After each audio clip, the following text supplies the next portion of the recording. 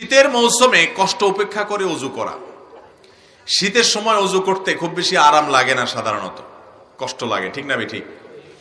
এই কষ্ট উপেক্ষা করে যারা ওযু করে তাদেরকে ওযুর মাধ্যমে আল্লাহ রাব্বুল আলামিন তাদের ছোটখাটো যত গুনাহ আছে সমস্ত গুনাহগুলো মাফ করে দেন। আল্লাহর কাছে জান্নাতি হিসাবে, ইমানদার হিসাবে তাদের মর্যাদা এবং মর্তবা আল্লাহ তাআলা প্রমোশন করে বৃদ্ধি করে দেন, উপরে উঠায় দেন। নবীজি সাল্লাল্লাহু আলাইহি ওয়াসাল্লাম বলেছেন, আলা আদুল্লুকুম আলা মা ইয়ামহুল্লাহু বিহিল খাতায়া ওয়া ইয়ারফাউ বিহিদ দারাজাত। তোমাদেরকে আমি এমন কি আমলের কথা বলে দিব না যে আমলগুলো গুনাহসমূহ মাফ করে দেয় আর আল্লাহর কাছে মর্যাদা বৃদ্ধি করে দেয়। সাহাবায়ে কেরাম আমলের পাগল ছিলেন, আল্লাহর কাছে মর্যাদা বৃদ্ধি হোক সেটা চাইতেন। তারা বললেন, অবশ্যই বলুন ইয়া রাসূলুল্লাহ। তখন নবীজি সাল্লাল্লাহু আলাইহি সাল্লাম যে কয়েকটি আমলের কথা বললেন এর ভিতরে একটা আমল হলো ইসবাগুল ওযুই আলাল মাকারিহ। কষ্ট হয় এরপরও ওযু করতে কার্পণ্য করে না। অনেক অলস আছে যে অলস এই শীতের মৌসুমে নামাজ পড়ে না শুধুমাত্র এই জন্য যে ওযু করতে কষ্ট হবে। আছে না নাই? মোহতারাম হাজিরিন, শীতের মৌসুমে সামান্য একটু শীতের কষ্ট হবে, ঠান্ডা হবে, ঠান্ডা লাগবে ওযু করতে গেলে।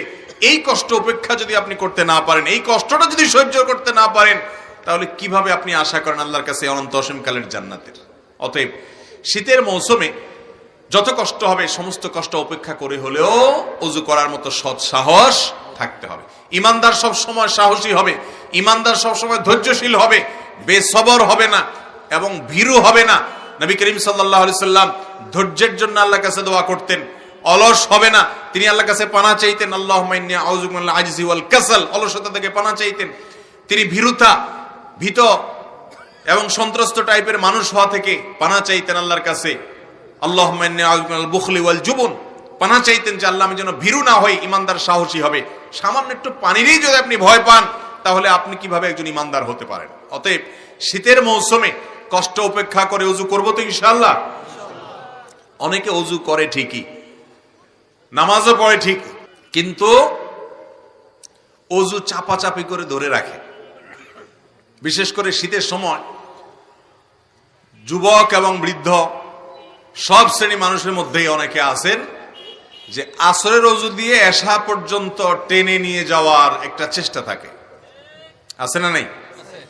এবং এটাকে খুব বীরত্ব বাহাদুরি মনে করা হয়। অনেকে আবার খুব গর্ব করে বলেও যে আরে ভাই এই বয়সে এখনো জোহরের ওযু দিয়ে এশা পড়ি। এখন এই কাজটা গরমকালে করেন কিনা সেটা আর বলে না, এটা কোন কালে করে? শীতকালে করে। কারণ গরমকালে তো পানি যত লাগায় ততই আরাম লাগে, তখন আর ওযু লম্বা করার চেষ্টা করে না। ভাইরা আমার, আপনার বাথরুমের বেগ হয়েছে, পেশাবের প্রেসার আসছে, বায়ু নির্গত হওয়ার উপক্রম হয়েছে, তারপরও আপনি চেপে চুপে ধরে রাখছেন কেন? কারণ নামাজ আর কত বাকি আছে, এশা পড়ে এরপর একসাথে ছেড়ে দেব। তো এইরকম চাপাচাপি করে ওযু ধরে রাখা এটা কখনো ভালো বিষয় না। এটা স্বাস্থ্যের জন্য যেমন ক্ষতিকর, একইভাবে ঈমান আমলের জন্য ক্ষতিকর। আপনার নামাজের মধ্যে যদি বাথরুমের প্রেসার থাকে, পেশাবের প্রেসার থাকে, বেগ থাকে, তাহলে কি নামাজে মনোযোগ থাকবে? মনোযোগ থাকবে না।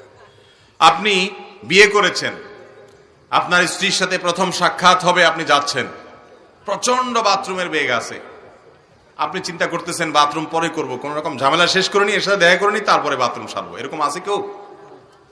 শ্বশুর বাড়িতে যাবেন, বাথরুমের বেগ নিয়ে যে ঠিক আছে শ্বশুর বাড়িতে বের হইয়া পরে রাস্তাঘাটে কোথাও করে নেব, এরকম আছে কেউ? বরং ফ্রেশ মুডে সব সাফ সুতরা করে, কোনো প্রকার যেন টেনশন না থাকে, পারলে মোবাইলটা বন্ধ করে, চুল টুল আশ্রয় টাশ্রয় সুন্দর করে পরিপাটি হয়ে তারপর শ্বশুর বাড়িতে যাবে বিসমিল্লাহ বলে, ঠিক না ঠিক? তো আল্লাহ রাব্বুল আলামিনের দরবারে দাঁড়াবেন, এদিকে আপনার পেশাবে আপনাকে অস্থির করে তুলতেছে, এদিকে আপনার বাথরুমের বেগ হয়েছে, তাহলে এটা কখনো ভালো মুসলমানের কাজ হতে। শীতের গুরুত্বপূর্ণ একটা বিষয় হলো ত্বকের যত্ন যেরকম নিতে হয়, ওযুর যত্ন বিশেষভাবে নেবেন। এটা হলো শীতের গুরুত্বপূর্ণ একটি আমল। শীত বস্ত্র বিতরণ করা। এদেশে এখনো শত শত হাজারো মানুষ শীতের সময় কনকনে শীতে কাঁপতে থাকে। শীত নিবারণ করার মতো প্রয়োজনীয় শীতের কাপড়, গরম কাপড় তাদের কাছে থাকে না। পঞ্চগড় জেলা এবং আরো কোন কোন এলাকাতে 13 ডিগ্রি 12 ডিগ্রি পর্যন্ত নেমে যায় শীতের সময় এবং মানুষ মারা যায়। ঢাকা সহ বিভিন্ন শহরে এখনো অনেক মানুষ দেখা যায় রাস্তার ধারে শুয়ে আছে কনকনে শীতের মধ্যে, কোন রকম একটা পাতলা কাপড় শরীরের উপরে, পিনপিনে বাতাস চলছে। ভাইরা আমার, সেই রকম পরিস্থিতিতে আর কদিন শুরু হবে বিশ্বকাপ ফুটবলে। বাংলাদেশের ঘরে ঘরে আপনাদের মধ্যে থাকা অনেক মানুষও হয়তোবা অনেক টাকা খরচ করে একটা পতাকা টাঙাবেন। আবার প্রতিযোগিতা হয় কে কত বড় পতাকা টানিয়েছে। আমার লজ্জা হয় যখন দেখি মিডিয়াগুলো সেটাকে পজিটিভলি কাভারেজ দেয়, পজিটিভলি সেটাকে উপস্থাপন করে, ইতিবাচক ভাবে তুলে ধরে, মনে হচ্ছে একটা কিছু ঘটায় ফেলছে, যে সবচেয়ে বড় পতাকা নির্মাণ করেছে, তৈরি করেছে অমুক। যে দেশে পোশাকের অভাবে শীতের সময় এখন অনেক মানুষ কম্পমান থাকে, কষ্ট করে, অনেক বাবা তার সন্তানকে শীতের সময় একজোড়া মোজা কিনে দিতে পারেন না, শীতের সময় একটা সোয়েটার ভালো দেখে কিনে দিতে পারেন না। সেই দেশে এইরকম ভিনদেশীদের পতাকা টাঙানো, এটা আমাদের জন্য লজ্জা ছাড়া আর কিচ্ছু না। অনেকে আছে নিজের বাড়ির রং পরিবর্তন করে তার পছন্দের দলের পতাকা সেই বাড়ির দেয়ালে আঁকে, আছে না নাই? হাজার হাজার লক্ষ টাকা তিনি খরচ করে তার পছন্দের দলের পতাকা আঁকছেন তার বাড়ির দেয়ালে, পুরো বাড়িকে সাজাচ্ছেন সেভাবে। অথচ বহু বনি আদম, বহু আদম সন্তান, এই দেশের বহু মানুষ এখনো গৃহহারা হয়ে রাস্তার পাশে ফুটপাতে হয়তো শুয়ে আছে। ঠিক না বেঠিক?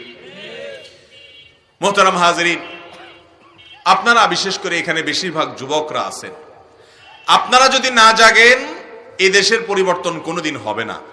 আপনাদেরকে জাগতে হবে।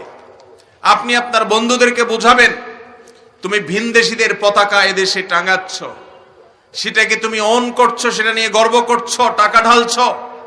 এই পতাকার টাকাটাই বাজেট করে কোন একটা মানুষের গায়ে মুড়িয়ে দাও, তার চাদর আকারে তাকে দাও। এইটা দিয়ে কোন একটা কাপড়, একজোড়া মোজা, তোমার আশেপাশে বহু বাচ্চা দেখবে শীতের সময় সকালবেলায় হয়তো মক্তবে যাচ্ছে, স্কুলে যাচ্ছে, পায়ে মোজা নাই, মাদ্রাসায় যাচ্ছে, তাকে একজোড়া মোজা কিনে দাও। তোমার এই টাকাটা যথাস্থানে ব্যবহার করা হবে, এটা তোমার জন্য সার্থকতা হবে।